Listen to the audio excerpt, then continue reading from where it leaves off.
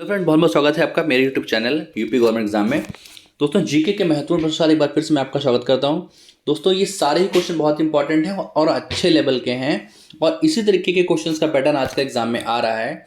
तो आपको जो भी क्वेश्चन अगर आ रहा है आप उसको स्किप करते हुए आगे बढ़ जाइए और जो नहीं आ रहा है आप उसको नोट डाउन कर लीजिए और याद कर लीजिए। दोस्तों स्टार्ट करते हैं। देखिए पहला क्वेश्चन कह रहा है ब्लू फ्लैग प्रमाणन किस अंतर्राष्ट्रीय संस्था द्वारा दिया जाता है या प्रदान किया जाता है। तो ब्लू फ्लैग दिया जाता किसको है? ये दिया जाता है जो तट वगैरह होते हैं, जो समुद्री तट होते हैं उनको दिया जाता है।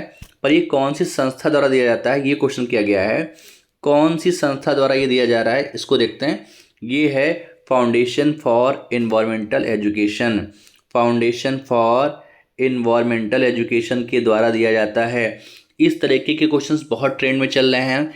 कोई भी इंडेक्स पूछा जाएगा और आपसे पूछेगा कि ये कौन सी संस्था देती है, तो आप जब पढ़ें तो इन क्वेश्चंस को टिक कर लिया करें या इस पर थोड़ा सा ध्यान दिया करें। अगला क्वेश्चन देखिए।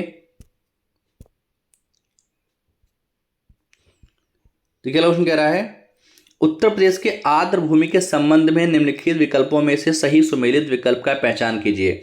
देखिए आर्द्र भूमि वैसे भी बहुत बर्निंग रहता है, बहुत इंपॉर्टेंट क्वेश्चन रहता है। या तो आपसे पूछेगा कि रामसर कन्वेंशन कब हुआ था, 1971 में हुआ था। या आपसे पूछेगा रामसर पड़ता कहाँ है, तो ये ईरान में पड़ता है। या आपसे पूछेगा रामसर कन्वेंशन का मेंबर भारत कब बना, तो ये 1982 में बना था।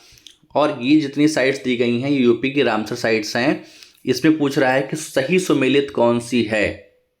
ठीक है, तो सही सुमेलित के बारे में बात करें तो सांडी पक्षी विहार हरदोई ये बिल्कुल सही है। सांडी पक्षी, बाकी सारे ही गलत हैं और इनको आप याद कर लें। ठीक है, कहाँ पे हैं ये आप चेक करें, कमेंट करके बताइए। बाकी सांडी पक्षी विहार हरदोई बिल्कुल सही है। अगला क्वेश्चन देखिए, गेहूं जीन बैंक कहाँ स्थित है। देखिए जो भी क्वेश्चन आपको आ रहा है आप स्किप करके आगे बढ़ सकते हैं, कोई दिक्कत नहीं है। पर अगर नहीं आ रहा है तो उसको आप समझ लें, याद कर लें। गेहूं जीन बैंक कहाँ स्थित है? वो है आपका करनाल में। ठीक है, क्वेश्चन पे बहुत ज़्यादा डिस्कशन इसलिए नहीं कर रहे हैं ताकि आपका वीडियो थोड़ा लंबा हो जाता है, फिर उसमें आप बोर होने लगते हैं। इसलिए टू द पॉइंट है, इसमें कुछ समझने लायक नहीं है। बस आप आंसर को फोकस करिए क्योंकि याद कर लेंगे वो आपके काम आएगा। गेहूं जीन बैंक कहाँ है? वो है आपका करनाल में। करनाल कहाँ पड़ता है? करनाल पड़ता है हरियाणा में।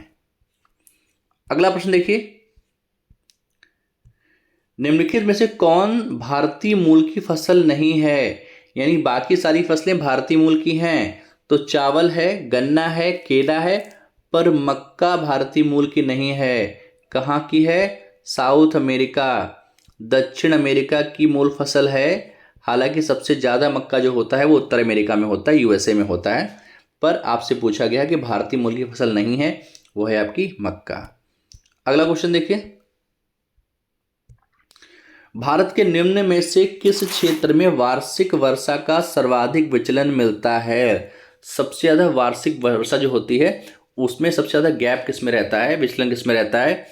दक्कन के पठार में, छोटा नागपुर में, अरुणाचल प्रदेश में या मालाबार में?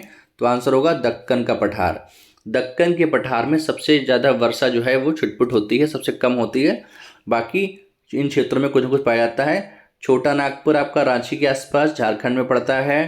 अरुणाचल प्रदेश आपका पता ही है आपको, मालाबार तट आपके केरल में है। और मालाबार केरल तट को कई बार पूछा गया है कि मालाबार तट किस राज्य में पड़ता है, तो आपका आंसर होगा केरल में। अगला क्वेश्चन देखिए, केंद्रीय सरकार समुद्री शैवाल सीबीडी उत्पादन को बढ़ावा देने के लिए किस राज्य में मल्टीपर्पज सीबीडी पार्क स्थापित किए जाएंगे? देखिए समुद्री शैवाल को बढ़ावा देने के लिए सीबीडी पार्क किस राज्य में खोले जा रहे हैं?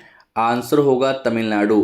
देखिए पूरा क्वेश्चन समझने की जरूरत नहीं है, आपसे पूछ रहा है शैवालों को बढ़ावा देने के लिए, समुद्री शैवालों को बढ़ावा देने के लिए किस राज्य में सीबीडी पार्क खोले जा रहे हैं? तमिलनाडु में खोले जा रहे हैं। अगला क्वेश्चन देखिए, केंद्र ने राज्यों को कर आय का बंटवारा हेतु प्रथम बार गाडगिल सूत्र, देखिए गाडगिल योजना या गाडगिल सूत्र कब आया था ये बार बार पूछा जा चुका है, कई बार पूछा गया है और अच्छे लेवल का क्वेश्चन है, इसलिए आप इसका सन याद रखें। वो था 1969 से लेके 1970, 1969 से लेकर 70 तक गाडगिल प्लान आया था। और किससे संबंधित है ये? केंद्र और राज्यों के बीच कर का बंटवारा, टैक्स के बंटवारे में। देखिए इस तरीके की जो समितियां हैं, इस तरीके की समितियों के बारे में बहुत पूछा जाता है कि इस समिति का संबंध किस चीज़ से है या किस टॉपिक से है। तो समितियों को एक बार आप जरूर पढ़ के जाएं। अगला क्वेश्चन देखिए, भारत में बेरोजगारी के निम्न में से कौन सी विधि एनएसओ द्वारा प्रयोग में नहीं लाई जाती? यानी जब बेरोजगारी नापी जाती है तो किस विधि का प्रयोग हम नहीं करते हैं? सामान्य प्रमुख स्तर से करते हैं, चालू दैनिक स्तर का भी करते हैं, साप्ताहिक का भी करते हैं, मासिक का नहीं करते हैं। इस हिसाब से आपका आंसर डी वाला होगा।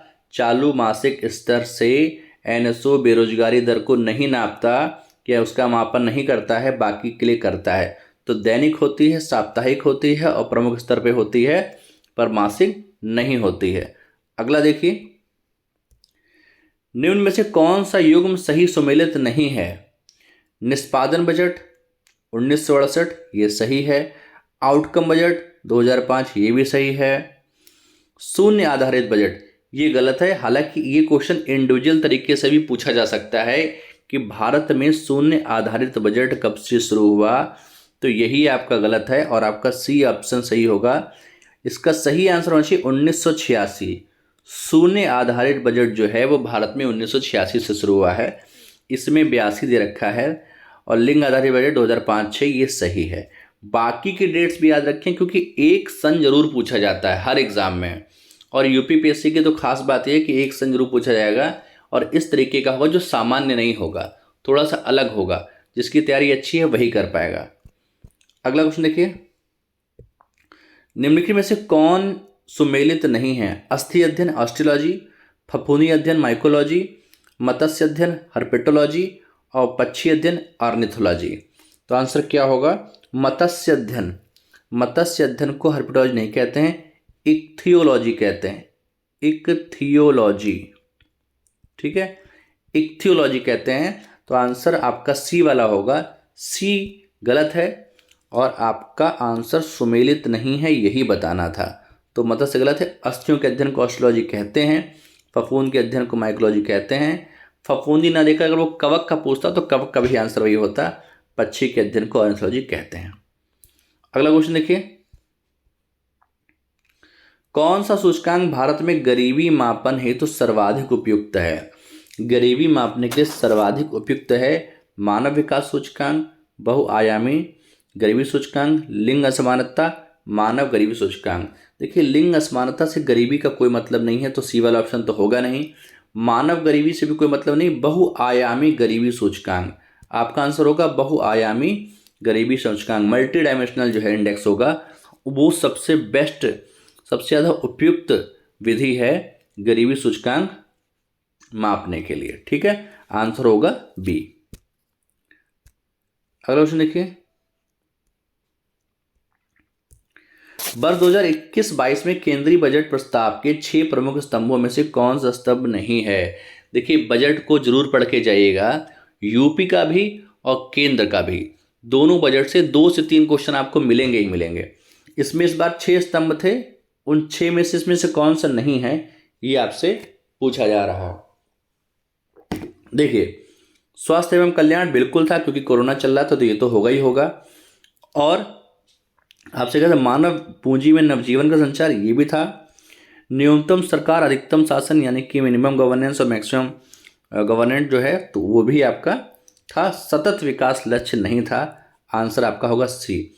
सतत विकास लक्ष्यों की प्राप्ति ये नहीं था, बाकी तीनों के थे। अगला क्वेश्चन देखिए, केंद्रीय बजट 2021-22 में किस तिथि तक ब्रॉड गेज को 100% विद्युतीकरण का लक्ष्य रखा गया है? 100% आप इलेक्ट्रिफिकेशन होगा रेलवे में। ये टारगेट कब तक का है? ये टारगेट है 2023 दिसंबर तक का। 2023 देखिए कई सारे टारगेट सेट किए गए हैं बजट के तहत, हर साल किए जाते हैं। तो आप टारगेट को जरूर पढ़ के जाएं। कभी आपसे पूछेगा कि भारत 5 ट्रिलियन इकोनॉमी कब तक बन जाएगा, इसका टारगेट कब तक रखा गया है, टीबी मुक्त कब तक हो जाएगा, मलेरिया मुक्त कब तक हो जाएगा। इस तरीके के जितने भी आगामी टारगेट हैं, लक्ष्य हैं, उनको भी आप पढ़ के जाएं।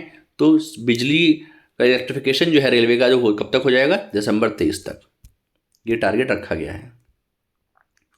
अगला देखिए, नीचे के पदार्थों में उनके घनत्व के अवरोही क्रम में रही सबसे ज़्यादा घनत्व, फिर उसके बाद उसका कम, फिर उसके बाद उससे कम।